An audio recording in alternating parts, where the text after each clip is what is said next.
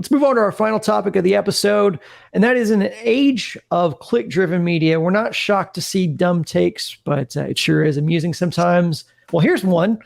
Courtesy of The Score, the Astros have begun their initial descent from baseball's top echelon. I'll just read a quote here I've got on the screen for those that are watching it with us.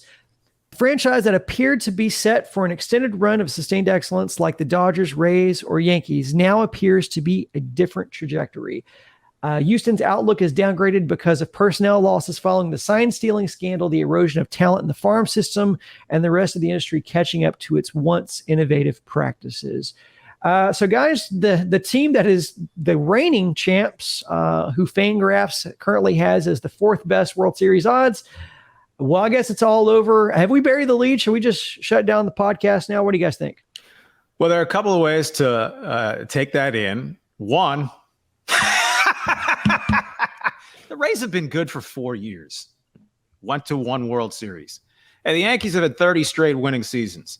Last tasted a World Series appearance in 2009.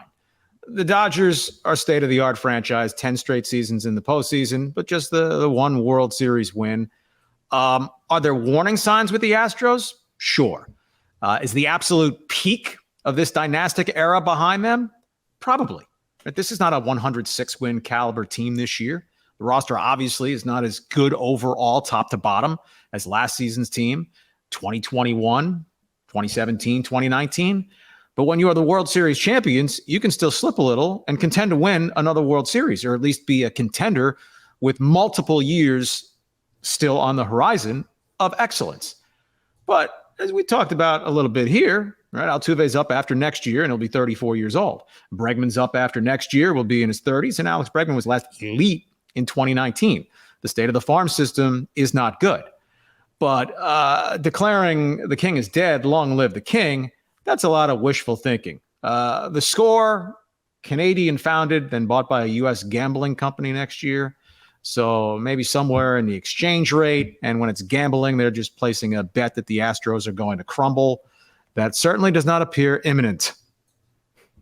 It feels like wishful thinking, if you're asking me. People have just been waiting to write these articles about the Astros. Finally, is the end coming? I mean, come on, guys. USA Today's power rankings are out. I think the Astros are 6th right now.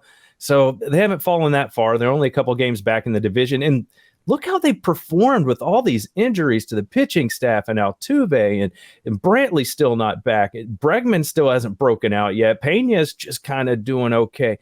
I mean, imagine when all these things are clicking on all cylinders. You've just been kind of riding Jordan and Kyle Tucker till now, but these other guys are going to hit. The pitching, hopefully McCullers will be coming back, but if not, the bullpen's still fantastic. This is a good Astros team, and as long as they can kind of hang around, and I don't think they're just going to hang around. They're on a run. I think it's going to continue, but you see teams like the Lakers, they kind of hang around and you think they're done, and then all of a sudden, they start popping in the playoffs. I know it doesn't look great for them right now, but that's the point. When you have teams that good, they just need an opportunity, and then they can show you what they're built of when the games matter the most. Not this season's Golden State Warriors last season that won the 4th title in Golden State's dynasty. Clearly not the team that they were the first year they won the championship, and then the 2 with Kevin Durant. But they were still elite and won another championship. That's where the Astros are. Starting this week, the Astros 2 games behind the Rangers in the American League West. That, with the Rangers being better than the Astros in terms of the everyday positions on the field at all of them, except for Yordan Alvarez, who we're calling the left fielder as opposed to DH. Every other position, Rangers way better behind the plate, way better at first base. Marcus Semion's an MVP candidate so far for the Rangers, way better than what Dubon was doing, or even good Altuve. Semien would be right there with that Altuve. Much better at shortstop with Corey Seager missing a month. Josh Young's been better than Alex Bregman so far at third. Yordan has 41 runs batted in. Adolis Garcia has 49 for the Rangers. He's absolutely been better so far this season, the Rangers right fielder, than Kyle Tucker. Leody Taveras, better than what the Astros have gotten out of the poo-poo platter in center field. Wow, the Rangers are awesome. They're 2 games. They're 2 games ahead of the Astros. Are the Astros going to continue to be a a bottom echelon offense, while the Rangers, I mean, maybe the Rangers are going to be legit and have staying power through the summer. I question their starting rotation's durability, but it's been outstanding. Their bullpen's flat out weak, and that's the kind of thing that can catch up with you over the summer months. But yeah, that the Astros are in tatters presently. I mean, the tweet that you posted there, Brandon, that they're in their descent,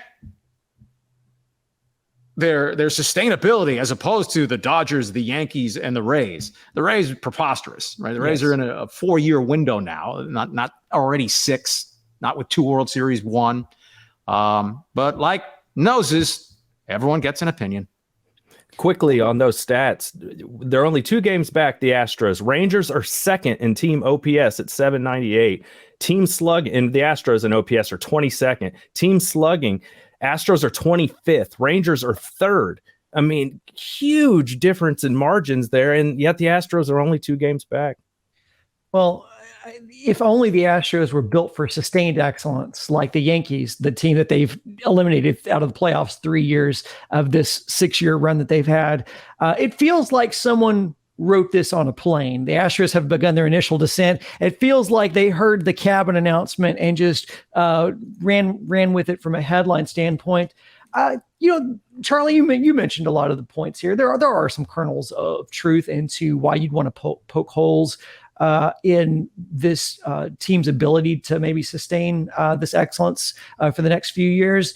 And sign stealing did hurt them. That punishment did hurt them. You lost 4 draft picks, 1 and a 2 for 2 years in a row. So that does hurt. And their farm system is not well regarded. But how many of those top-rated prospects that were traded away for Verlander or Greinke have actually panned out? They're prospects. And it's, at the end of the day, is their farm system well regarded? No. But Drew Gilbert might have something to say about that as well. It doesn't really matter if look at the trade that James Click was able to make, bringing in a guy who's now their second best prospect in their system, and Yainer Diaz.